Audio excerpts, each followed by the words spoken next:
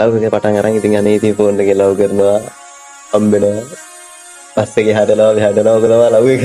හැබැයි ඇත්තටම ආදරේ කරා යත් ආදරේ කරා මුල් කාලේ කොහොම හරි එයාගේ වැරද්දක් තිබ්බේ එයා මාව යාළුත් එක්ක කම්පෙයාර් කරනවා. එයාගේ ඒ කියන්නේ එයාගේ යාළුත් එක්ක කම්පෙයාර් කරනවා. හරි එතකොට දැන් කම්පෙයාර් කරගෙන දක්වන්න මොකද? කම්පෙයාර් කරනවා කියන්නේ අයියා එයාගේ යාළුවන්ටත් කොල්ලෝ ඉන්නවා. තමනේ ඒගොල්ලෝ ඒ ගර්ල්ස්ලාට ඉතින් චොකලට් අරන් දෙනවා එක එක අරන් දෙනවනේ සාමාන්‍යයෙන්. සාමාන්‍ය කොල්ලෙක් වුණාම අපි උලත් නෙමෙයි. අවනේ සමහරු මම නෙමෙයි. කොල්ලෙක් වුණා සාමාන්‍ය චොකලට් අරන් දෙනවා මල් අරන් දෙනවා ඇවිදින්න කරන් දෙනවා කැෆේ වල නා. නුවර තමයි වැඩිපුරම කැෆේ දෙන්නේ නේ. ඔව්. යනවා. එහෙම වේදම් කරන්න ඉස්සල්ලා තිබ්බේ නැහැ. මට වියදම් කරන්න සල්ලි නැතුව නෙමෙයි. කියන්නේ මගේ අතේ සල්ලි නෑ නෑ. මම ජොබ් එකක් කරන්නේ නෑ එතකොට. අම්මා තාත්තගෙන් ඉල්ලගෙන මම කවදාවත් ගෑල්ලමකට වියදම් කරන්නේ නෑ. ඒ කියන්නේ එච්චර ඒක හරි නෑ. අම්මා තාත්තලාත් හොරෙන් ලව් එක කරන්නේ. අම්මාට තාත්තට හොරෙන් අම්මගේ තාත්තා සල්ලි කෙල්ලෙට වියදම් කරන්නේ නැහැ නේ. එහෙම කරන්නේ අයියා. ඒක හරි නෑ ඇත්තටම. ඊට පස්සේ ඉතින් මේ මට අනික මම එහෙම රොමැන්ටික් මිනිස්සෙකුත් නෙමෙයි. මේ වීඩියෝස් වල මා රොමැන්ටික් කියලා තියෙන දැන් ඒකත් එක හේතුව. ඒක තමයි හොඳම හේතුව.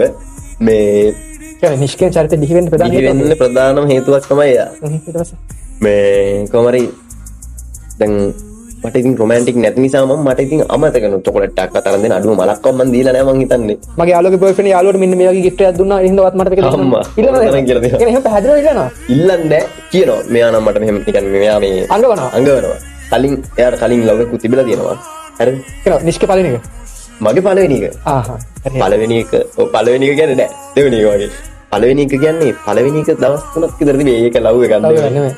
මේ කොහමරි මම ලව් එක තිබ්බා. එයා කියනවා ඉතින් මට කලින් එකනත් මෙහෙම අරන් දුන්නා. ඔයාට බැරි ඇයි? ඇයි ඔයාට බැරි? ඔයා මාව ගණන් ගන්නෙත් නෑ. ඔයාට ඔයාගේ වැඩ විතරයි ලොකු. ඔයාගේ ක්‍රිකට් එක විතරයි ඔයාට ලොකු. එහෙම කියනවා. ඔව්. ඒක තමයි වැඩිපුර මාත්‍රි කරන ක්‍රිකට් ක්‍රීඩාවට එහෙම කියනවා. ඔව්. අඩුම පස්සේ යනවා සල්ලි මගේ අතේ සාමාන්‍ය මට යන්න සල්ලි තියෙනවා. මට යාට අරන් දෙන්න සල්ලි නෑ. ටිකට් එකක්වත් ගන්න. කවදාත් කොල්ලෙක්ගේ සාක්කුවේ තියෙන දේක් කීයක් තියෙනවද කොච්චරක් වියදම් කරන්න පුළුවන්ද කියලා කෙල්ලෙක් අහනවා නම් ඒ කෙල්ල ගැන ප්‍රශ්නාන්ත. ඊට පස්සේ මොකද?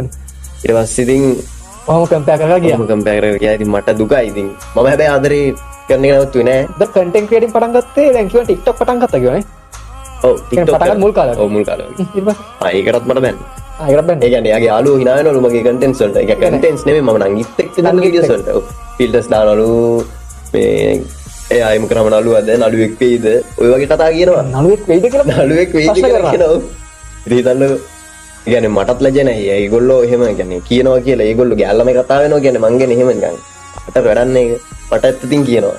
ඉතින් අය මගේ ආසාව ඉතින් අංගිත් එක්ක කරනවා මට ඉතින් එක කියන්නේ එයාලා පස් දිනක එකතු වෙලා මට බැන්නට මට දෙන්නේ තුන් දිනක හරි කැමතියි කියලා. යා කියන්නේ ලස්සනයි අනේ දෙන්නට බුදු සරණයි කියලා හරි